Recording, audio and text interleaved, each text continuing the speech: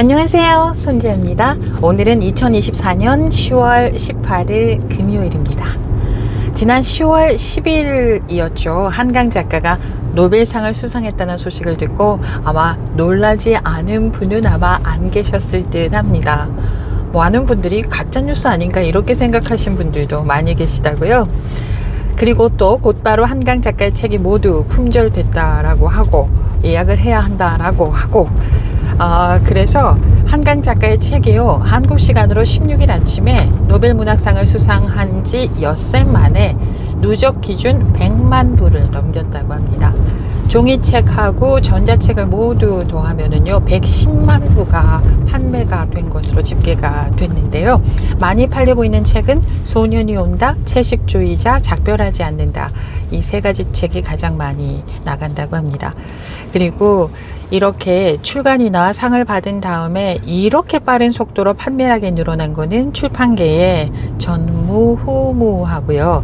게다가 새로 나온 책도 아니고 한 가지 책도 아니고 작가 전체 작품이 빠르게 팔려나가면서 엿새 만에 100만 부를 돌파한 거는 출판계의, 한국의 출판계에서 처음 있는 일이라고 합니다.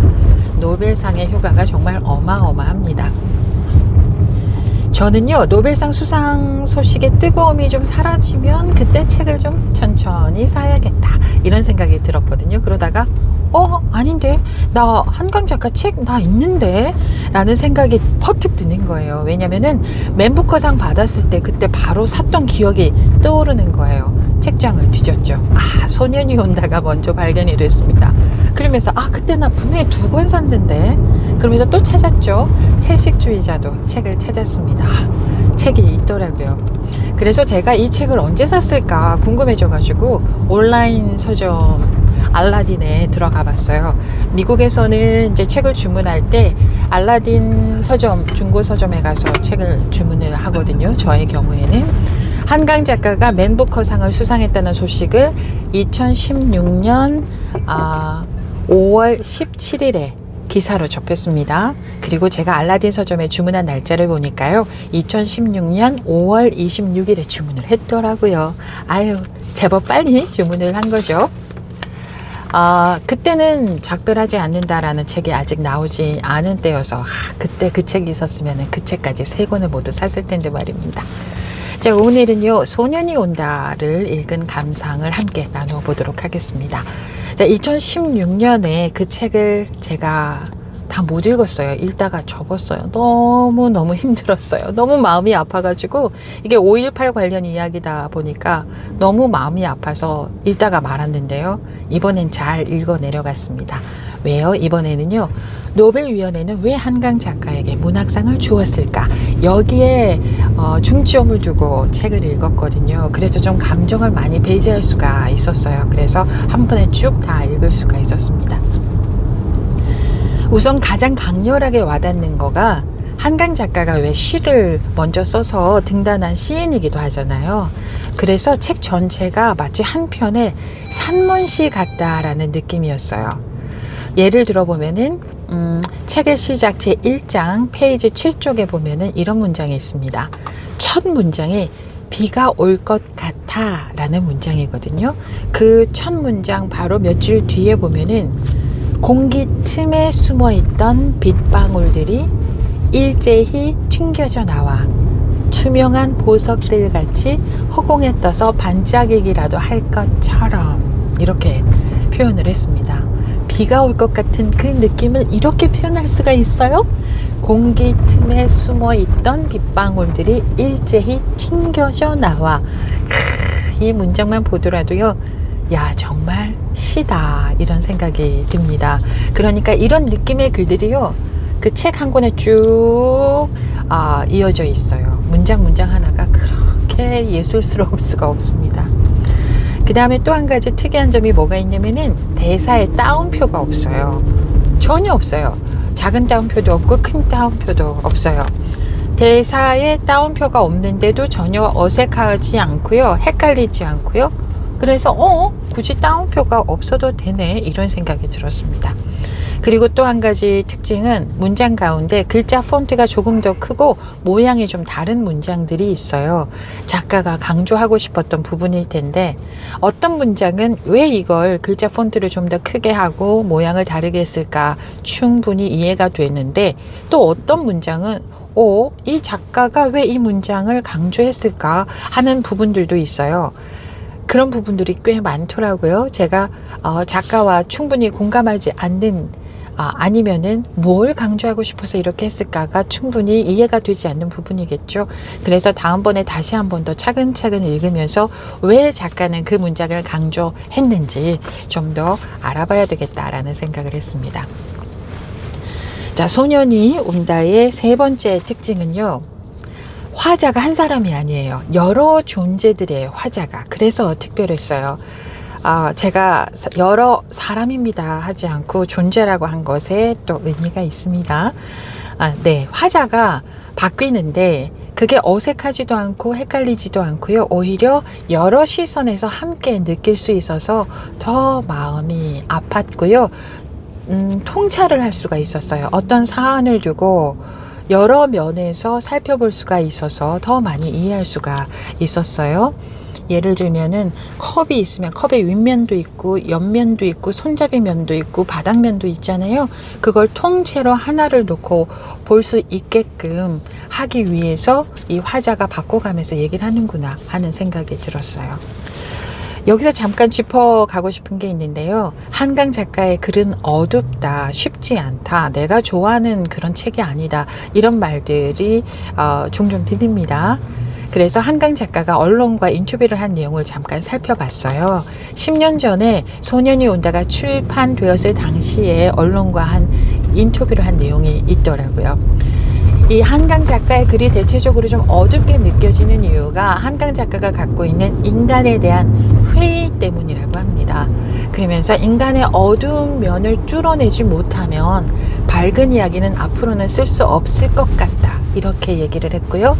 다만 인간의 어두운 면, 절망적인 그런 모습 상황에서도 인간의 존엄성을 지키려는 모습을 확인했다, 이렇게 인터뷰에서 얘기를 하더라고요. 여기서 인간의 어두운 면을 뚫어내지 못하면 밝은 이야기는 앞으로 쓸 수 없을 거다. 이 부분에서 정말 마음이 많이 짠하고 아팠는데요. 어두운 면을 뚫어내서 밝은 이야기를 쓸 수 있는 때가 왔으면 좋겠습니다. 이런 맥락에서 책의 95쪽에 이런 문장이 있어요. 군중의 도덕성을 좌우하는 결정적인 요인이 무엇인지는 아직 밝혀지지 않았다. 이 문장은 작가의 이야기가 아니고 그 책의 소설 속에 나오는 한 인물이 쓴 내용이에요. 자, 군중의 도덕성을 좌우하는 결정적인 요인이 무엇인지는 아직 밝혀지지 않았다. 흥미로운 사실은 군중을 이루는 개개인의 도덕적인 수준과 별개로 특정한 윤리적인 파동이 현장에서 발생된다는 것이다. 어떤 군중은 상점의 약탈과 살인, 성폭행을 서슴지 않으며 어떤 군중은 개인이었다면 다다르기 어려웠을 이타성과 용기를 획득한다. 후자의 개인들이 특별히 숭고했다라기보다는 인간이 근본적으로 지닌 숭고함이 민중의 힘을 빌려 발현된 것이며 전자의 개인들이 특별히 야만적이었던 것이 아니라 인간의 근원적인 야만이 군중의 힘을 빌려 극대화된 것이라고 저자는 말한다. 이런 대목이 있습니다. 그리고 그 밑에 인간은 무엇인가? 인간이 무엇이지 않기 위해 우리는 무엇을 해야 하는가? 이런 부분이 있는데요. 이 부분은 작가가 본인 스스로에게 하는 물음이기도 하고요. 우리 독자에게 물어보는 물음이지 않을까 싶습니다. 인간은 무엇인가? 인간이 무엇이지 않기 위해서 우리는 무엇을 해야 하는가? 굉장히 깊고 큰 질문이지 않을까 싶습니다. 그리고 206쪽에는요. 특별하게 잔인한 군인들이 있었던 것처럼 특별히 소극적인 군인들이 있었다. 피 흘리는 사람을 업어다 병원 앞에 내려놓고 황급히 달아난 공수부대원이 있었다. 집단 발포 명령이 떨어졌을 때 사람을 맞히지 않기 위해서 올려서 총을 쏜 병사들이 있었다. 도청 앞에 시신들 앞에서 대열을 정비해서 군가를 부를 때 끝까지 입을 다물고 있어 외신 카메라에 포착된 병사도 있었다. 선택은 결국은 각자가 하는 거죠. 이런 내용들을 보면. 또 114쪽에 보면은요. 양심. 그래도 양심. 세상에서 제일 무서운 게 그겁니다. 라는 대사가 있고요. 또 115쪽에 보면 우리는 고귀해. 헌법에 따르면 우리는 모든 사람들과 똑같이 고귀해. 그리고 노동법에 따르면 우리에겐 정당한 권리가 있어. 이 법을 위해 죽은 사람이 있어. 라는 대사가 있습니다. 이런 내용들을 쭉 읽다 보면은 우리는 고귀할 수 있어요. 고귀함을 선택하는 건 우리에게 달렸구나. 이걸 느꼈습니다. 양심은 하늘이 준 거라고 말을 하잖아요. 그래서 우리는 양심을 따르면 우리는 인간으로서 고귀할 수 있겠구나 라는 생각을 작가와 함께 나누는 듯한 그런 느낌이 들었습니다. 한강 작가는요, 기자하고 인터뷰를 하면서 독자가 소설을 100% 실화처럼 느꼈으면 한다라고 말을 했었는데요. 저도 똑같이 느꼈어요. 책을 읽으면서 작가가 5.18 민주화 운동에 대해서 사람들이 공감해주길 정말 절절히 간절하게 바라는구나 라는 생각이 들었어요. 한강 작가가 글자 하나하나마다, 단어 하나하나마다, 문장 하나하나마다 마치 연필로 꾹꾹 눌러 적은 듯한 그런 느낌? 그러면서 독자들이 그 장소에 함께 있었던 것처럼 느끼길 바라는 그 마음이 정말 졸졸하게 느껴지는구나. 그런 생각이 들었습니다. 또 뭐 소년이 온다, 이 책에 역사적인 논란이 있다, 뭐 이런 말들도 있잖아요. 이거는요, 책을 안 읽어본 사람들이 하는 말이에요. 책을 읽어봤다면 절대 그런 말이 나올 수가 없어요. 역사적인 논란 그런 거 전혀 없습니다. 책을 읽어보지도 않고 자료를 찾아보지도 않고 그저 5.18을 폄하하고 폄훼하는 그런 사람들이 뭐 역사적인 논란이 있다 이런 말을 하는 게 아닐까 싶고요. 소년이 온다를 읽어보면은 자료조사 정말 많이 했구나. 그 당시를 그대로 보는 것 같구나 이런 생각이 들어요. 사실 그대로 그 당시의 모습 그대로를 이렇게 아주 섬세하게 글로 담아낼 수 있구나 라는 생각이 들어서 또 한번 놀랐습니다. 그 왜 그런 거 있잖아요. 우리가 살지 않았던 그 시대의 이야기를 글로 읽으면 아, 그때 이런 안타까운 일이 있었구나. 그때 이렇게 뭐 기쁜 일이 있었구나. 그때 이런 일이 있었구나. 그냥 이렇게 느끼고 말잖아요. 아마 80년대를 살지 않았던 그런 세대들은 아마 80년대 역사 속의 이야기를 그런 느낌으로 아마 대할 거예요. 여기에 한강 작가는 광주 민주화 운동을 그냥 느낌적인 그런 느낌으로 대하기보다는 실제로 그 현장에 있었던 것처럼 그 장면 그대로 보고 느끼길 원하는구나. 그런 게 그래서 아주 진하게 느껴졌습니다. 한강 작가가 광주에서 나고 자랐고 또 아버지가 광주에서 학교 선생님이셨고 아버지가 근무했던 중학교의 학생 셋이 죽었고 두 학생이 실종됐다고 하잖아요. 그리고 이제 10살 무렵에 서울에 와서 5.18 관련 사진첩을 봤다고 하잖아요. 그때 얼마나 충격적이었을까요? 10살 무렵에. 그리고 소설을 쓰기 위해서 자료 조사를 하면서 얼마나 이걸 그만하고 싶다라는 마음이 컸을까라는 상상을 하게 됩니다. 제가요 대학교에 입학하고 나서 가장 먼저 본 대자보가 5.18 광주 민주화 운동 사진이었어요. 그때 진짜 충격이 어마어마했었어요. 그리고 1학년 때 축제 때요 학교 대강당에서 그 외신 기자가 찍었다는 광주 항쟁 당시의 사진을 상영을 했었거든요. 그것도 정말 마음이 아팠어요. 어느 분이 이런 얘기 하시더라고요. 광주 민주화 운동은 북한에서 간첩이 내려와서 한 짓이다. 아니 그러면 이성적으로 우리가 한번 생각을 해봅시다. 북에서 간첩이 내려와서 뭐 경기도 뭐 이런 데가 아니고 광주까지 전라도 광주까지 내려와가지고 무기를 탈취하고 이랬는데 간첩이 광주까지 내려와서 그런 일을 벌일 동안에 도대체 군인과 경찰들을 뭘 했대요? 아니 광주까지 내려올 동안 뭐 했냐고요. 그리고 또 그 책임은 군과 경찰이 책임져야 되지 않아요? 근데 아무도 그거에 책임지는 사람이 없지 않아요? 그리고 간첩이 군중 속에 섞여가지고 총 탈취하고 뭐 이렇게 했다고 합시다.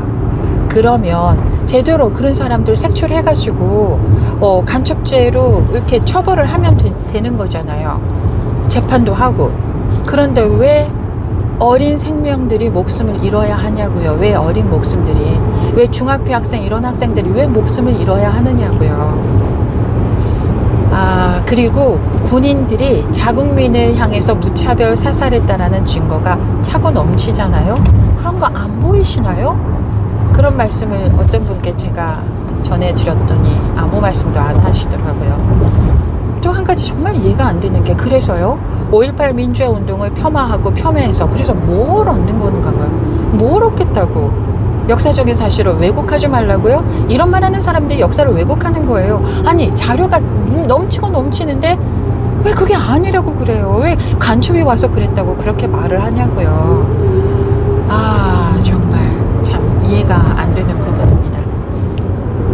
자, 그래서 책의 211쪽에 보면은요, 아무도 내 동생을 더 이상 모독할 수 없도록 써야 합니다 라는 대목이 있습니다. 15살 동호 학생의 형의 말인데요, 그 대사는 우리 모두에게 하는 말이지 싶습니다. 아무도 내 동생을 더 이상 모독할 수 없도록 써야 합니다. 얼마나 많은 사람들이 또 5.18 광주 그 민주화 운동에 대해서 모독을 하시잖아요.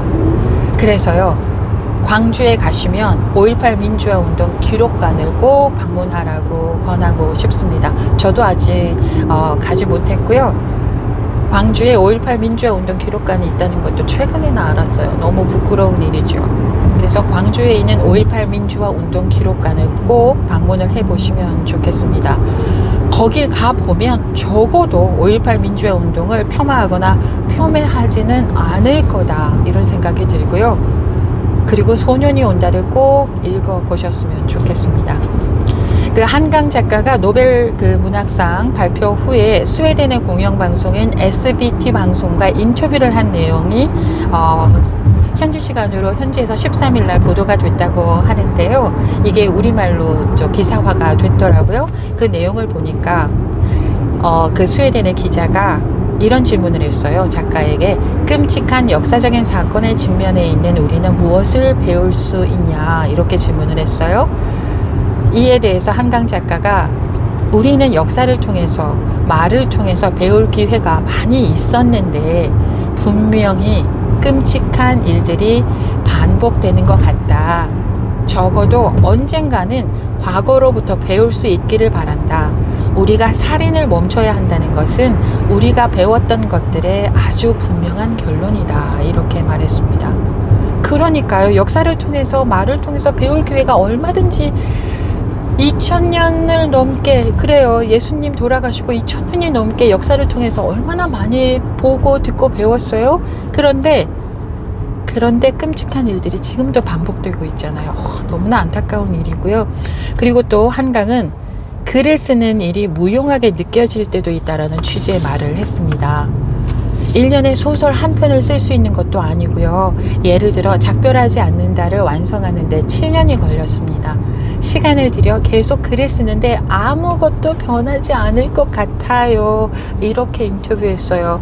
너무 폭풍 공감되지 않아요? 세상을 좀 더 바꾸고 싶어서, 좀 더 좋은 세상을 만들고 싶어서 곳곳에서 많은 사람들이 노력을 하고 목숨을 잃어가는데 세상은 아무것도 변하지 않는 것 같다 라는 느낌 아마 많은 분들이 가지실 겁니다. 그래서 저는 작가님께 이런 얘기 해드리고 싶어요. 작가님 힘내세요. 적어도 100만 부가 넘게 팔렸잖아요. 그 책을 읽은 사람들 가운데는 세상을 바꿀 수 있는 사람이 나올 거예요. 그리고 작가님은 세상을 더 좋게 바꾸려는 사람들을 책을 통해서 발굴하고 계시는 거예요. 작가님 힘내세요. 유용합니다. 무용하지 않아요. 힘내세요. 유용합니다. 그리고 한강 작가의 아버님이 인터뷰를 하면서 지금도 지구촌의 곳곳에서는 사람이 사람을 죽이고 있다, 이런 이야기를 하셨잖아요. 우리 스스로가 인간은 고귀하고 고귀하다라는 것을 깨달을 수 있었으면 좋겠습니다. 그래서 모든 인간들, 개인 한 사람 한 사람이 모두 인간이 갖고 있는 그 숭고함을 발견하고 발현할 수 있었으면 좋겠습니다. 자, 끝으로요, 스웨덴 할리먼에서 그 의장이 수상자 선정하는 기자회견에서 한강 작가의 글에 대해서 역사의 상처를 마주보고 인간 삶의 취약함을 그대로 드러내는 작가의 강렬한 시적 산문, 이렇게 표현을 했습니다. 이 칭찬이 정말 딱인 듯 한데요. 그래서 작별하지 않는다라는 책을 또 빨리 읽고 싶습니다. 다시 또 책을 살 수 있는지 한번 인터넷에 들어가서 확인을 해 봐야 되겠습니다.